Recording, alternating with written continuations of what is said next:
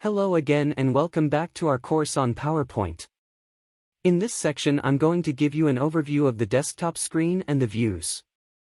I just want to start by giving you a quick tour around the desktop screen so you understand what the tabs and all of the icons do. So, starting right at the top, you'll see where we have the name of your PowerPoint presentation. Underneath that we have our menus or our tabs, so you can see them here.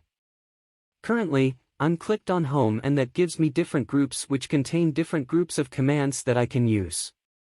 Here is the Insert tool which will allow me to insert things into my presentation, then I have all of these different tabs that I can use. We will be going through the rest of the tabs in the coming modules. Just below our tabs you will see the Quick Access toolbar. It allows you to very quickly access commands that you use frequently and you'll have different commands on this toolbar. You can use undo, redo and save etc. but you can customize this toolbar to contain any command that's available to you.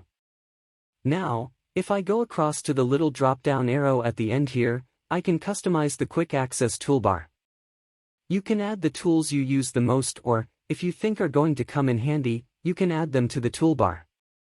Or you can right-click on the tool you use the most and select Add to Quick Access Toolbar option.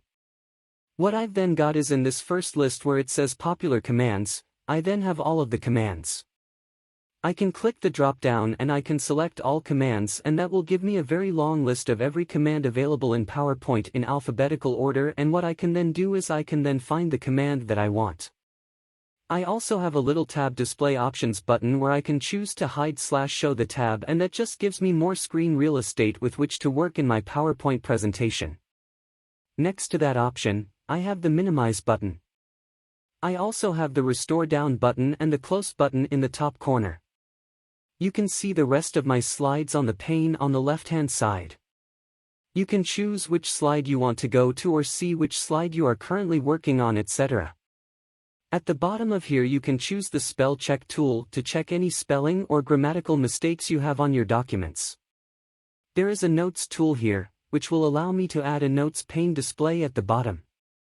You can add any note that you like related to the slides. Any notes that you make on your slides don't show when you run the slideshow, so your audience isn't going to see all of your notes. This is where we then have our views. Normal view is the view we're in now. We have a sliding sorter view, and if I want to do a lot of rearranging of slides, this view is very useful. The next view that we have is reading view, and it makes it nice and big on the screen. Finally, we have that slideshow view to use when you're presenting to an audience, and to come out of the slideshow view you just want to press the escape key on your keyboard. And here is the zoom control, so we have plus and minus to adjust the zoom, and you can adjust it to your preferences. We have this little square which says Fit Slide to the current window. So, if I click on that, it's just going to resize my slide to exactly the right fit for the window that I'm using. So, that's about it. That's an overview of the desktop and some of the buttons and icons that you'll find on the desktop.